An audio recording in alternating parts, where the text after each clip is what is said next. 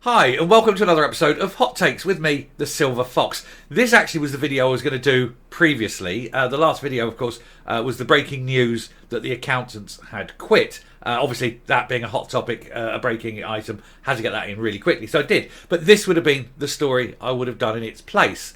And I'm doing it now. But one of the things that came up in that video about the accountants quitting was the state of the accounts of the SNP, and it showed in that report that for the calendar year 2022 it ran at a loss. Its expenditure was some £700,000 higher than its income, and it's only got about £1 million or so in assets.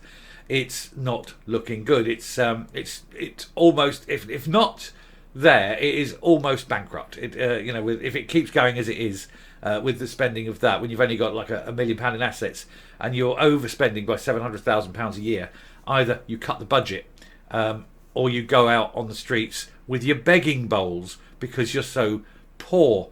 And that, of course, is exactly what's happening. And that's why we're going to cut into this article. And it's showing that the supporters are going out onto the streets and begging for donations because the party has been run into the ground. Now, this goes to show that Murrell was probably not the best person to be running keeping the books for a party if he's allowing this kind of expenditure. Anyway, we'll have a look at this article to see how poor and impoverished the SNP is and to see how much longer it can last. Hopefully, not too much. So, in the wise words of Wilkins McCorber, income 20 shillings, expenditure 19 shillings and sixpence, result happiness. Income 20 shillings, expenditure 20 shillings and sixpence, result misery. Well, McCorber was right, and for the SNP it is misery. They are overspending, they are losing money, they haven't got much left, and they have wages to pay. So SNP supporters get the begging bowl out as they plead for donations after Peter Murrell's arrest. The nationalist movement has been rocked by the events of the past 24 hours, and many have felt compelled to take to social media to reiterate their support.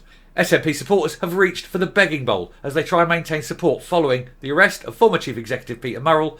Nicola Sturgeon's husband was taken into custody by police on Wednesday morning in relation to an investigation into the SNP's finances. It's such a mess, their finances. And as I say from the previous story as well I covered, it's so bad even the accountants are walking away. He was released later that day without charge while the probe continues. And he does like a good probe, does that man. The images of officers raiding the couple's home as well at Nat HQ has rocked the political world and led to claims it could see the decreasing support for the SNP continue to fall. And it undoubtedly is. And Alex Salmond is mopping up a lot of support, I think. But some hardcore nationalists, the foaming at the mouth rabid loons, are determined to keep fighting the fight as they try and encourage others to donate to the party, according to pro-Skexit newspaper The National. They quote one Twitter user who said, "I've just donated £50 to the SNP because I trust them to spend my money on whatever they need to bring Scotland closer to independence." You poor fool. You trust them to spend money wisely. Do you not look around you? Do you not see the state of the country? Do you not see the the underinvestment in every single aspect of society? Do you not see the potential crooks in office potentially stealing £600,000, screwing up ferry deals, screwing up the NHS?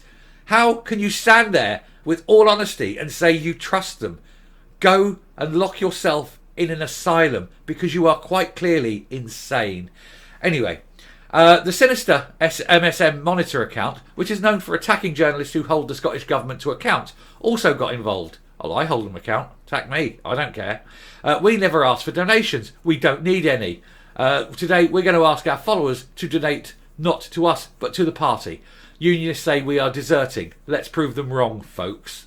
Well, you can't prove anything because you're morons. Other nationalists have predictably resorted to conspiracy theories to try and mitigate the impact of Mr Murrell's arrest on the party, while others have claimed independence is bigger than the SNP. I will grant you that the question of independence is bigger than the SNP, because the question of independence is a matter for every single citizen of Scotland. whether they vote SNP or not, whether they are pro-independence or not. It is a question that is far bigger than the SNP. It's just that the SNP are not the ones who can ever bring it about, because they are so divisive and inefficient and stupid and corrupt. Anyway, getting back, among them was a lawyer and friend of Humza Yousaf, Aymar Anwar, I hope I pronounced that right, I do apologise if I haven't, who said the independence cause is not owned by any one party. This is true, I've just said that. Nor do today's events take away from the fact that many are sick of being dictated to by Westminster. Well, that's possibly true as well, but it's Westminster that's just saved women's safety in Scotland, and that cannot be denied. It's not about the SNP, Nicola or Alex. Independence is about the future of our country, our children's future. However, polling experts have predicted the optics of the situation will have an impact on the polls. Well, I think undoubtedly they will, and they will not look good for the SNP. So John Curtis said, I think the really difficult thing for the SNP yesterday is the picture of police vans outside the home of Nicola Sturgeon and Peter Murrell with the blue tent, and also outside their headquarters. Those are pictures that are going to play and replay for quite some time, and they dramatise the situation, which has long been subject of speculation in the inside pages of newspapers onto the top of television news screens. The probe into the party finances revolves around the 600,000, which we've covered a million times before. But I think it is definitely a case that the support is dwindling. We know this. We've seen the figures from 125,000 a few years ago down to 104,000. Now it's officially something like 72,000. I think unofficially it's lower. I think since all this has happened, people have left or they will not renew in future. So I think the party is undoubtedly dwindling in support. We know its accounts are pathetic. We know it's overspending and it could be in deep trouble. So it wants to go out and beg for money, but it won't get any because people don't have much to spare, except for some idiot who gives them 50 quid because he trusts them. Dear heavens to Betsy. Anyway, I shall finish there. Come up and we'll round off the video. You can see them now, can't you? Wandering up and down Union Street in Aberdeen or Sauchiehall Street in Glasgow. You know, spare some change for the SNP, mate. You know, it ain't going to happen. Who the hell is going to reach into their pocket and throw whatever change they have into some yellow pot to keep this bunch of losers, misfits and crooks in office? I mean, there will be some. As I say, you'll have the swivel-eyed loons that will do it. But they won't generate enough to keep this party going. I think the party is nearly over. The guests are getting their coats and they're leaving.